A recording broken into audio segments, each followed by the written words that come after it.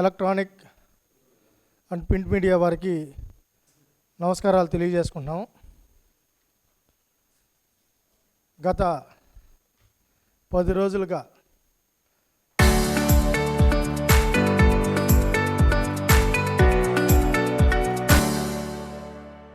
వయోవృద్ధులు, కొరవృద్ధులు, రేపో మాపో కాటికి పోయేవాళ్ళు జన్జీ పేరుతో దీక్షలు చేసి మనం చూసాం.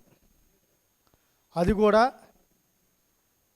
కాళ్ళు ఊపుకుంటా నిరుద్యోగులను అవమానకరంగా అవమానిస్తూ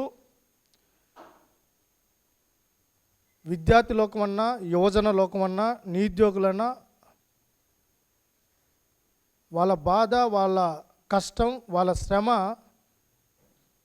వాళ్ళకి మాత్రమే అది అర్థమవుతుంది. వాస్తవమే, వాళ్ళు నిరుద్యోగులే. ఆడ కూర్చున్న వాళ్ళందరూ టెంట్లో కూర్చున్న వాళ్ళు నిరుద్యోగులే. రాజకీయ నిరుద్యోగులు టెంట్లు వేసుకొని కూర్చున్నారు అధికారం కోసం. నిరుద్యోగుల కోసం టెంట్లు వేసుకొని కూర్చోలా. వాళ్ళకి అధికారం కావాలి కదా, అధికారం కావాలని టెంట్లు వేసుకొని కూర్చున్నారు. నేను రాష్ట్రంలో ఉన్న ప్రతి నిరుద్యోగికి అప్పీల్ చేస్తున్నాం. నిజంగా వీళ్ళకి మీ మీద ప్రేమ ఉండుంటే, నిజంగా ఏ పక్షానో ఎక్కడో చోట వాళ్ళకి మీ మీద సానుభూతి ఉండుంటే 2019-24 మధ్యలో మీరు అనేక పోరాటాలు చేశారు. డిఎస్సి ఎప్పుడు ఇస్తారంటూ జగన్మోహన్ రెడ్డి ఇంటికి 12 సార్లు వెళ్ళారు. అసెంబ్లీకి 9 సార్లు వెళ్ళారు.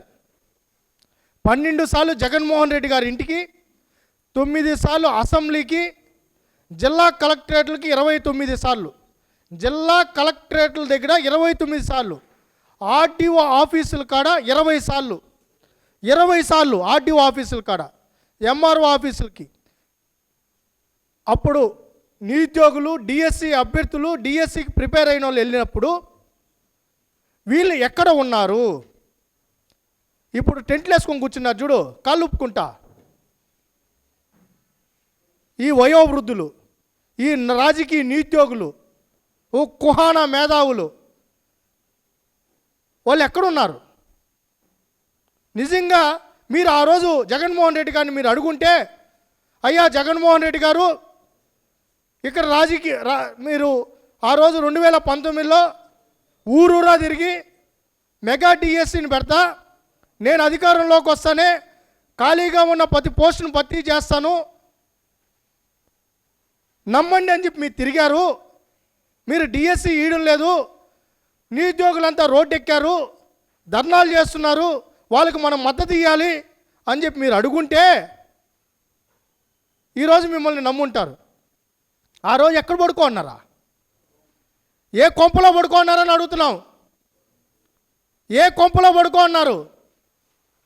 అప్పుడు ఎందుకు దీక్షలు చేయాలా? అప్పుడు ఎందుకు మాట్లాడాలా? కేసులు పెడితే ఏం చేశారు మీరు? డిఎస్సి అభ్యర్థులు నిన్న కర్నూలు కొండారెడ్డి బ్రిడ్జ్ సాక్షిగా టీచర్లందరూ గలమిప్పారు, మద్దతు తెలిపారు.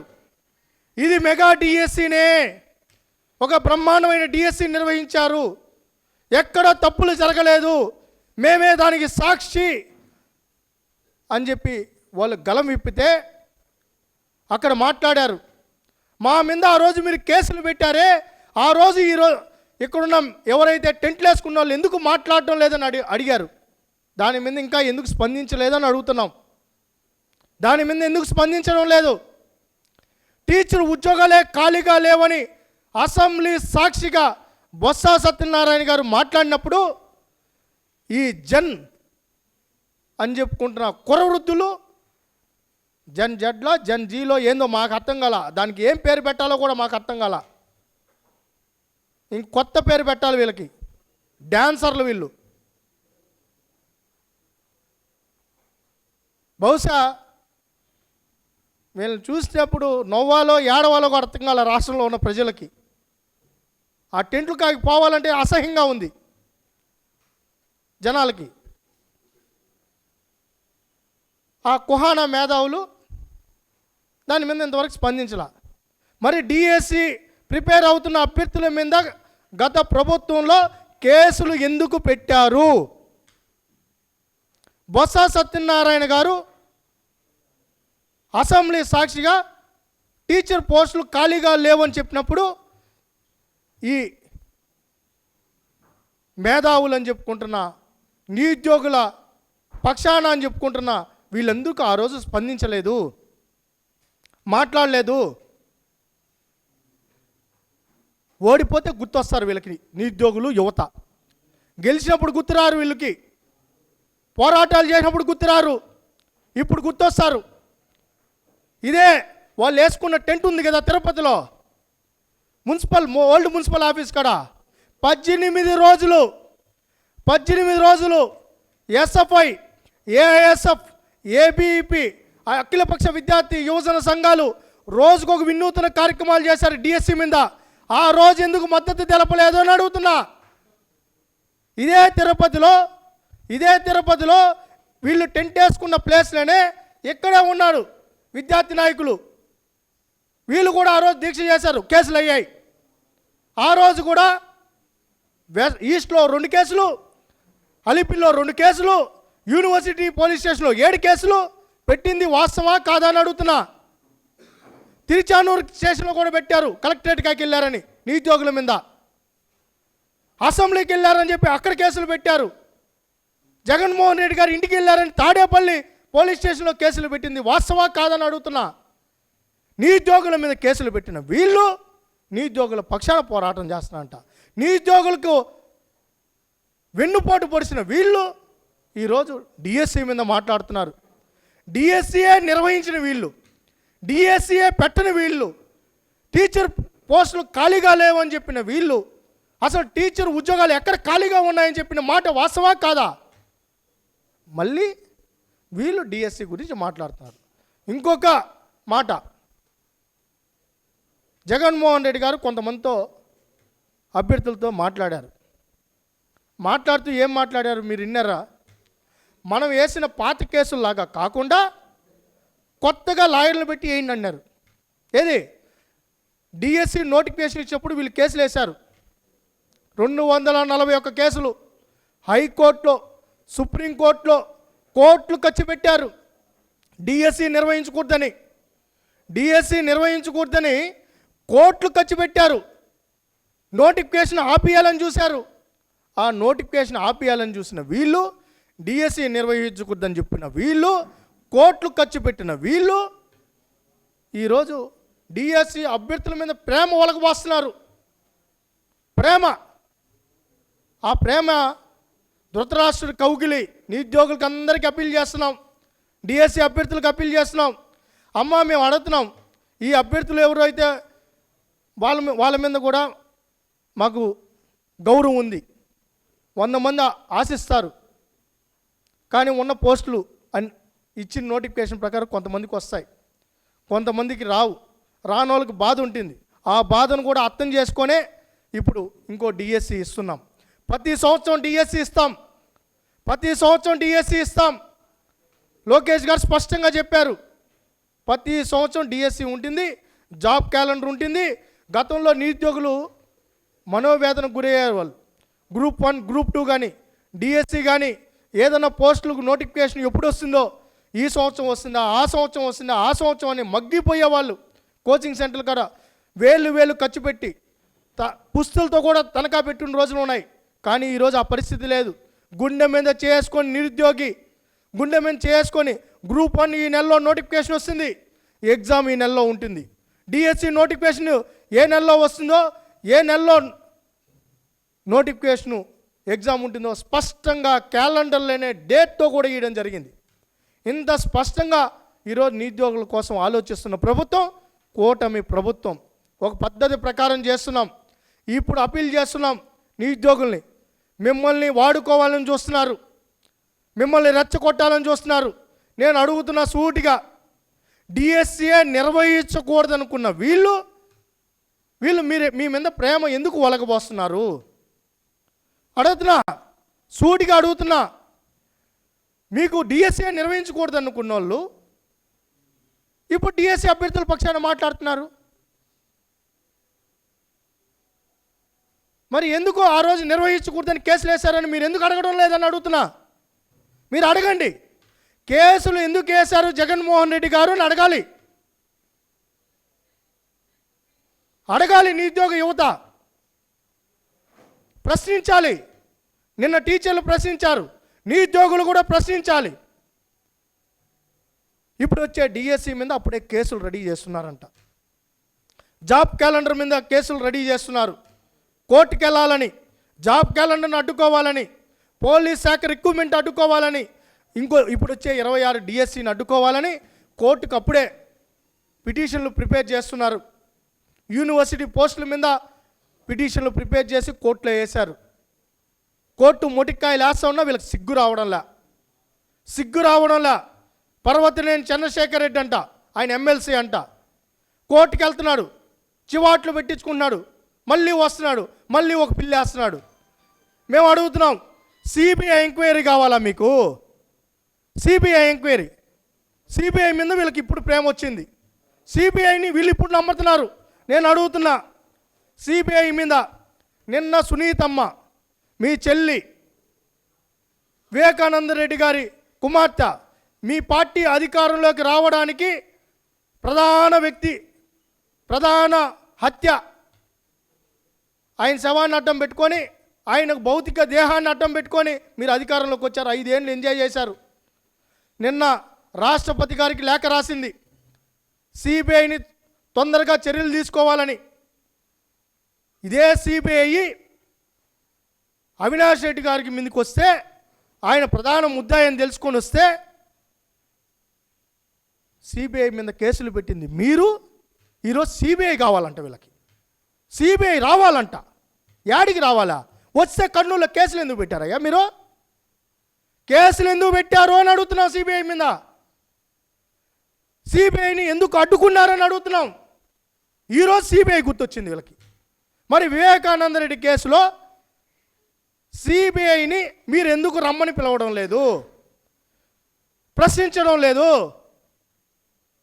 సిబిఐని రమ్మని పిలవండి. వివేకానంద రెడ్డి గారి కేసులో కూడా రండి. సునీతమ్మ గారు నిన్న కన్నీటి పర్యంతం అయిపోయారు.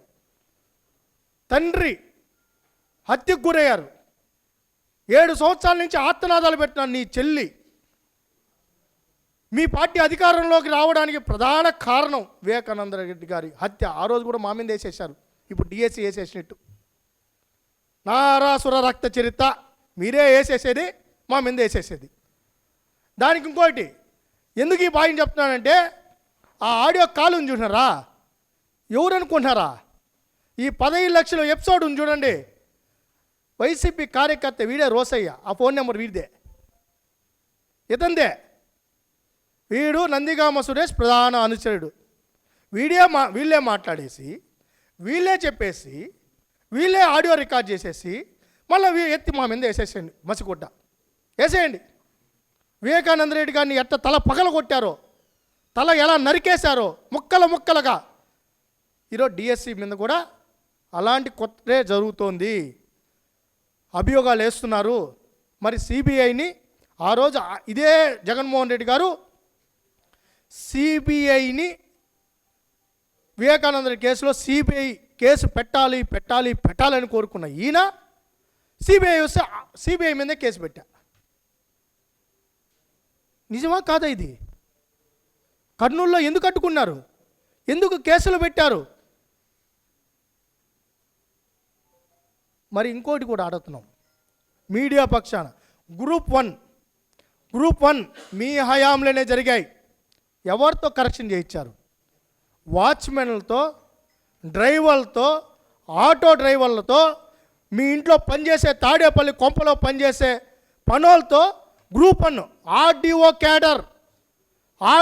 క్యాడర్ ఆఫీసర్లను సెలెక్ట్ చేసుకోవడానికి వంటింట్లో పనిచేసే వాళ్ళని ఆటో డ్రైవర్లను సెలెక్ట్ చేసి కరెక్ట్ చేయించింది మాట వాస్తవా కాదా? ఇప్పుడు ఎక్కడున్నారు ఆఫీసర్లు అంతా? జైల్లో ఉన్నారు.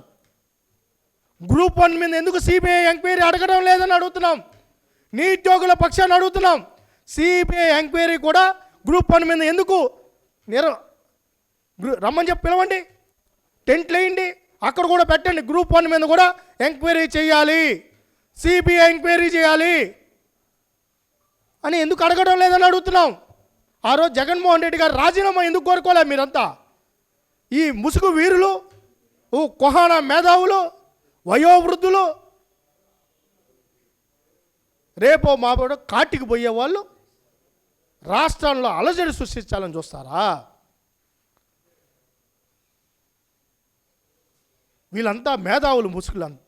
ఏదో ఎఫ్ఆర్సిఎస్ లండన్లో చదివారంట వీళ్ళు. ఎక్కడ యాడ చదివారు వీళ్ళంతా? ఏ ఊర్లో చదివారా? విమర్శలు చంద్రబాబు నాయుడు గారిని, లోకేష్ గారు రాజీనామా చేయాలంట. ఎందుకు రాజీనామా చేయాలి? డిఎస్సి ఇచ్చిన దానికి రాజీనామా చేయాలా? 16,000 మంది ఉద్యోగస్తులుగా మార్చినందుకు రాజీనామా చేయాలా? జాబ్ క్యాలెండర్ ప్రకటించిన దానికి రాజీనామా చేయాలా? 2026 డిఎస్సి ప్రకటించినందుకు రాజీనామా చేయాలా?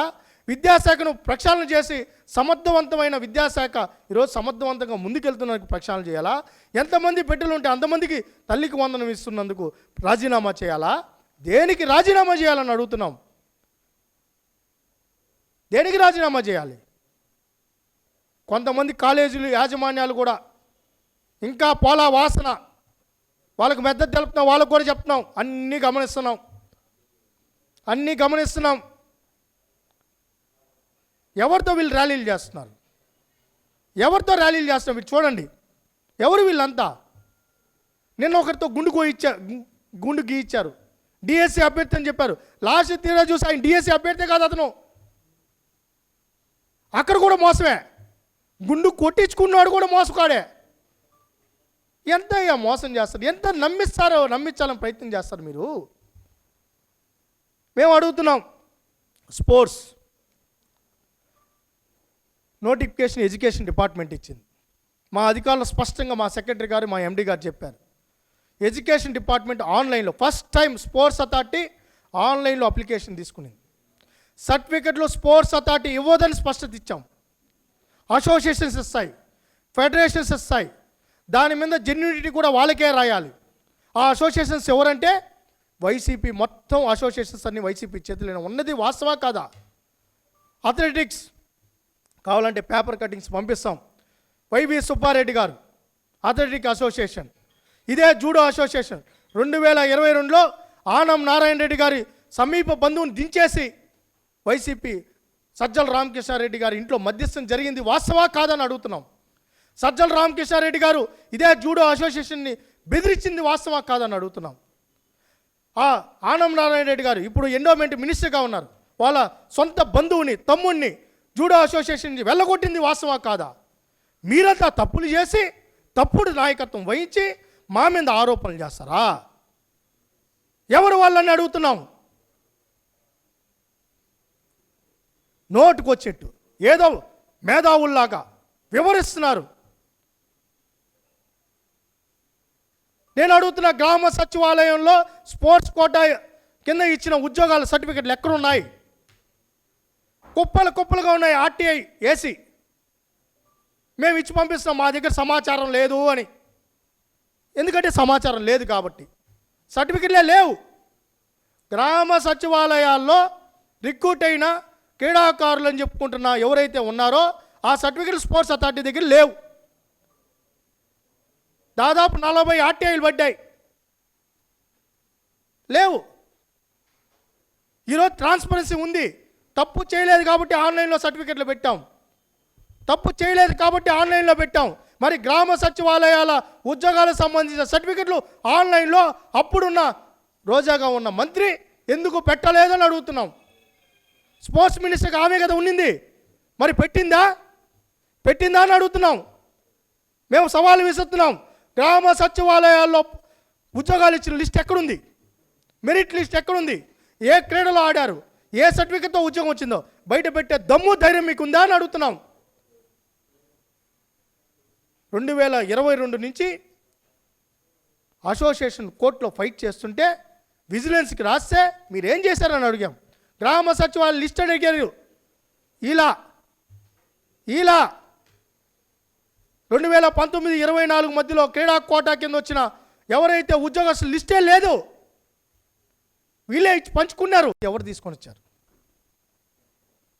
ఫ్యాక్షన్ సంస్కృతి ఎవరు తీసుకొని వచ్చారు? వీళ్ళంతా ఎవరని అడుగుతున్నాం. ఇప్పుడు ఏదో కొత్త మాట అంట, గుంటూరు జిల్లా రౌడీజం. గుంటూరు జిల్లాలో ఏం రౌడీజం నాకైతే తెలియదు. కడపలో రౌడీజం ఉండింది, గుంటూరు జిల్లాలో ఎక్కడ రౌడీజం ఉండింది? కడపలోనే కదా రౌడీజం ఉండింది.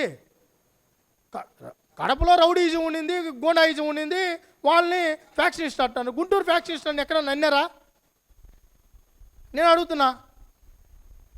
బాధేస్తుంది. ఒక సమర్థవంతమైన నాయకుడు వస్తే ఆయన మీద దాడి చేస్తున్నారు. ఏంటి వీళ్ళు ప్రశ్నించకూడదు, వదిలేయాలి. వీళ్ళు ఆడిందే ఆట, పాడిందే పాట అయిపోవాలనుకున్నా. అది అంతా జరగదు, అయిపోయింది. తిప్పి కొట్టే రోజులు వచ్చాయి. రోజు పెరుగన్నం తిని పడుకోవాలి.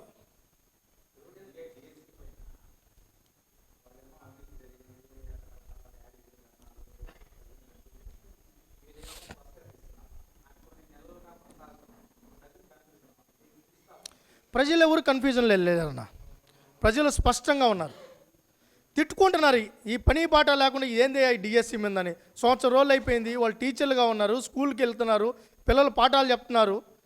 మీరు చూడండి, వాళ్ళ ఎపిసోడ్ అంతా చూడండి. ఫస్ట్ ఏమన్నారు?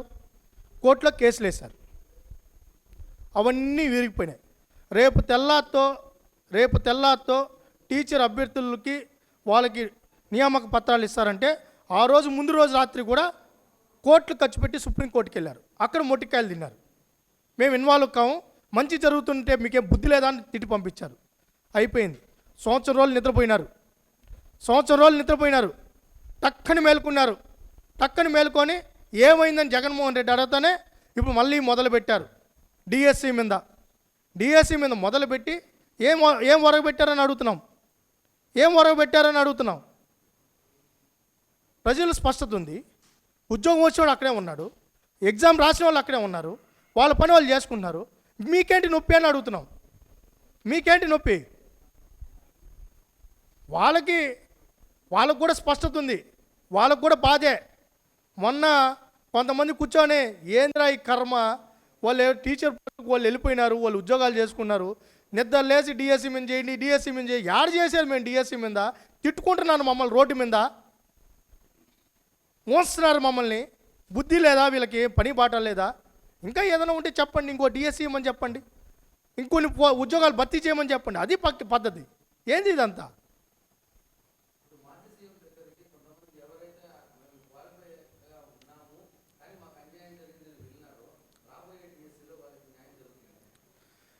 ఇప్పుడు డిఎస్సి అనేది ఒక ప్రక్రియ. వాళ్ళు ఎందుకు క్వాలిఫై కాలేదని స్పష్టత ఇచ్చారు, ఎందుకు ఉద్యోగాలు రాలేదని స్పష్టత ఇచ్చారు. హారిజంటల్ రిజర్వేషన్ జీవో నెంబర్ 77 ఎవరు తీసుకొని వచ్చారు? ఎవరి హయాంలో వచ్చిందన్న? ఈయన హయాంలోనే కదా వచ్చింది. ఎందువల్ల ఉద్యోగం రాలేదో ఈయనకి తెలియాలి కదా, ఎందువల్ల వస్తుందో ఈయనకి తెలియాలి కదా. మహిళా కేటగిరీలో ఉమెన్ కేటగిరీ అక్కడ ఉంది, మహిళలకే కదా అక్కడ ఇవ్వాలి. ఎస్సీ కేటగిరీ ఉంది, ఎస్సీకే కదా ఇవ్వాలి. నాన్ లోకల్ ఉంది, నాన్ లోకల్ కేటగిరీలోనే కదా అక్కడ ఇవ్వాలి. స్పోర్ట్స్ కోటా ఉంది, స్పోర్ట్స్ కోటాలో వాళ్ళకి ఉద్యోగాలు ఇవ్వాలి కదా. హారిజంటల్ రిజర్వేషన్ ఏ టైంలో వచ్చింది? 2023లో హారిజంటల్ రిజర్వేషన్ వచ్చింది. ఈరోజు అక్కడ బాధ ఉంది మాకు కూడా. ఇప్పుడు అక్కడ ఒక కోటా ఫిక్స్ అయిన తర్వాత వాళ్ళకే ఉద్యోగం వస్తుంది. అక్కడ మెరిట్ ఉన్నప్పటికీ అది ఆల్రెడీ రిజర్వ్డ్ అయిపోయిన టీచర్ పోస్ట్ వాళ్ళకే వస్తుంది. అక్కడ అది స్పష్టత ఉంది. బహుశా వీళ్ళకి హారిజంటల్ రిజర్వేషన్ మీద ఇచ్చిన వాళ్ళకే అవగాహన లేదు. ఓపెన్ కేటగిరీలో లేకపోతే రిజర్వ్డ్ కేటగిరీ ఎవరికి వస్తుంది అది కూడా తెలియదు. ఒకవేళ తప్పు జరిగింది ఎవరి మీద కోర్టుకు వెళ్ళాలి? తప్పు చేసినవాడి మీద కోర్టుకు వెళ్ళాలి. ఎవరు వెళ్తారు? బాధితుడు వెళ్తాడు. వీళ్ళకేం పని బాట లేదు, వీళ్ళకేం పని? నేను అడుగుతున్నాను, వీళ్ళకేం పని బాట లేదా? వీళ్ళకే బాధితుడు కదా కోర్టుకు వెళ్ళాలి.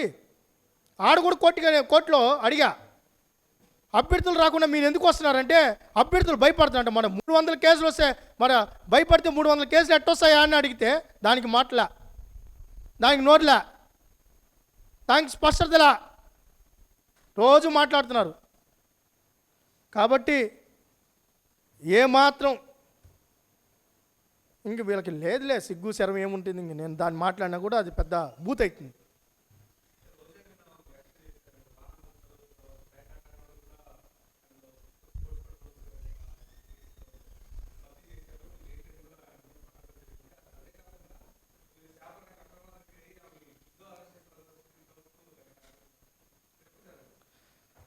రోజా స్పోర్ట్స్ మినిస్టర్ కదా, చేసింది కదా.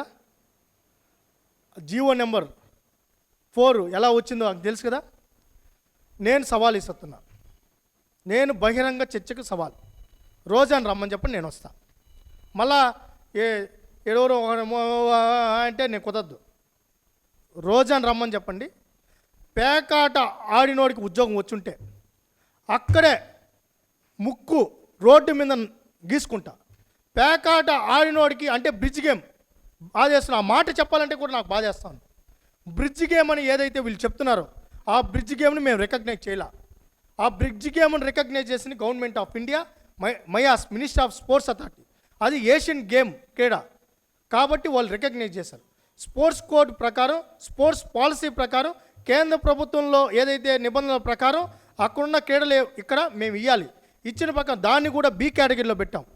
బి కేటగిరీలో పెట్టాం. అసోసియేషనే లేదు ఇక్కడ. అసోసియేషనే ఈ రాష్ట్రంలో లేదు. ఆడినోళ్ళు లేడు, ఆడించడం లేడు, ఉద్యోగమే లేదు. లేనప్పుడు వీళ్ళు ప్రజల్ని పక్కదారి పట్టించడానికి ఏదో ఒక మాట చెప్తే పేకాట, ఉద్యోగం, టీచరు అంటే ఏదో నమ్మేస్తారని, బాగా సెన్సేషనల్ అవుతుందని పిచ్చి మాటలు మాట్లాడతారా? నేను సవాల్ ఇస్తున్నా.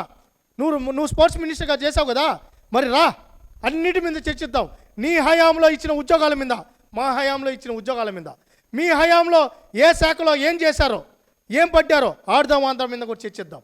అన్నిటి మీద చర్చిద్దాం. గ్రామ సచివాలయాల మీద చర్చిద్దాం. రా, డేటా ఎత్తుకొని రా. ఎక్కడ టీచరు పేకాట అన్నోడికో టీచర్కి ఉద్యోగం ఇచ్చారో రాని చర్చిద్దాం. ఊరికే మైకులు పెట్టే మాట్లాడేస్తే ఏదంటే అది మీడియాలోకి వెళ్ళిపోతే జనాలు నమ్మేస్తారు అనుకుంటే నమ్ముతారా? పిచ్చి మాటలు, పిచ్చి ప్రేరణ. నేను సవాల్ ఇస్తున్నా. పేకాట ఆడినోడు ఉద్యోగం వచ్చిందని తీసుకొని చెప్పమని, నిరూపించమనండి. అక్కడే ముక్కు రోడ్డు మీద గీసుకుంటా. మరి ఆమె గీసుకుంటుందా? క్షమాపణ చెప్తుందా? లోకేష్ గారికి క్షమాపణ చెప్తున్నా అని అడుగుతున్నా. ముఖ్యమంత్రికి క్షమాపణ చెప్తున్నా అని అడుగుతున్నా. ఫస్ట్ ఏం చెప్పారు? సర్టిఫికెట్లే లేకుండా ఉద్యోగాలు ఇచ్చారు. లేదు, సర్టిఫికెట్లు ఉన్నాయి చూసుకోండి అన్నాం. అవి ఫేక్ సర్టిఫికెట్లు అన్నారు. అయ్యా ఆ సర్టిఫికెట్లు మేము ఇవ్వము అన్నాం. మళ్ళీ ఏమన్నారు? అసోసియేషన్ తెలుగుదేశం నాయకులు ఉన్నారు అన్నారు. అయ్యా మా వాళ్ళు లేరు, మీ వాళ్ళే ఉన్నారు అని చెప్పాం. దాని తర్వాత ఏమన్నారు? బ్రిడ్జ్ గేమ్ పేకాట ఆడిన వాళ్ళకి అన్నారు. అయ్యా మేము ఇవ్వలేదంటే ముందే చెప్పాలి కదా అన్నారు. ముందే చెప్పాలి కదంట. ఏది వీళ్ళు పేకాట ఆడిన వాళ్ళకి ఉద్యోగాలు ఇచ్చారని వీళ్ళు మాట్లాడతారని మీకు కలగని జగన్మోహన్ రెడ్డి గారు చూసుకుంటా ఉంటారు. చూడు పక్కన మాకు అట్లా రావే ఎవరు మాకు కళ్ళకి, మాకు రానప్పుడు మేమేం చేసేది? ఈ పక్క ఆ పక్క మాకు వల్ల చూసినా మాకు ఎవరు కనపడరే, చెప్పరే. మరి వీళ్ళకైనా వచ్చారు, మేము ముందే ఊహించుకొని చెప్పాలంట. దాని తర్వాత ఏం చెప్పారు? ఆన్లైన్లో లేదు, పోయా ఉంది చూసుకోండి అంటే ఇప్పుడు కొత్తగా సర్టిఫికెట్లు ఏదో అసోసియేషన్. మరి అసోసియేషన్ మీద కేసు వేయండి అంటున్నాం. ఆ అసోసియేషన్ మీద కేసు వేయండి, చర్యలు తీసుకునే దానికి సిద్ధంగా ఉన్నాం. వేయండి. మీకు దమ్ముంటే అసోసియేషన్ మీద కేసు వేయండి, వాళ్ళు కూడా మీ వాళ్ళే. బురద మాకు, మేము తుడుచుకుంటా కూర్చోవాలి. ఖాళీగా కూర్చోన్నారు. పని బాట లేదు. అభివృద్ధి జరుగుతూ ఉంటే అడ్డంకులు, కంపెనీలు వస్తూ ఉంటే కేసులు. భోగాపురం మీద కేసేసా, గూగుల్ మీద కేసేసా, అన్నిటి మీద కేసులే. ఉద్యోగాలు రాకూడదు, ఉపాధి రాకూడదు, పరిశ్రమలు రాకూడదు, పెట్టుబడి రాకూడదు. నిన్న అప్పుడే బిఆర్ నాయుడు ఇంకొత్త చైర్మన్ ఎవరు అంటే ఏమంత కోపం బిఆర్ నాయుడు గారి మీద నాకు అర్థం కాల. కొత్త చైర్మన్ వీళ్ళకి మాకు లేని ఇంట్రెస్ట్ వీళ్ళకేందో మాకు అర్థం కాల. కాబట్టి వీళ్ళ నాటకాలన్నీ ప్రజలకు తెలుసు. నిరుద్యోగులను కూడా అర్థం చేసుకోమని కోరుకుంటున్నా.